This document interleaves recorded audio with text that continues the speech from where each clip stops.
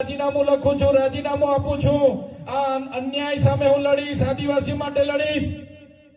બેન હાડા 3 વર્ષ તો ક્યારે તમારા મુખેથી આદિવાસી શબ્દ હું નથી સાંભળ્યો. 3.5 વર્ષ સુધી આદિવાસી શબ્દ બેનના મુખેથી મેં નતો સાંભળ્યો. પહેલી વાર એમના મુખેથી સાંભળ્યો કે હું આદિવાસી માટે લડીશ, મારા સ્વભાવ મારા સ્વમાન માટે લડીશ.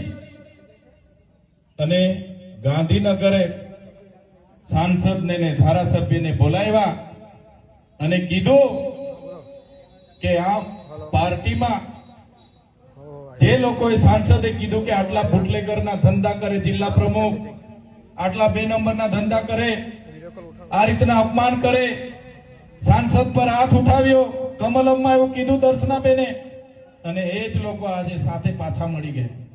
ક્યાં ગઈ તમારું સ્વમાન? ક્યાં ગયું તમારું રાજીનામું? એટલે જે ધારાસભ્યને પોતાના સંગઠનમાં જ પોતાની સરકારમાં જ કોઈ સાંભળતા ના હોય, એ ધારાસભ્ય તમારું કે આ વિસ્તારનું કંઈ કરવાના નથી. એ ધારાસભ્યનો ગરબો હવે ઘરે જવા દેવા માટે તૈયાર કરવું પડશે.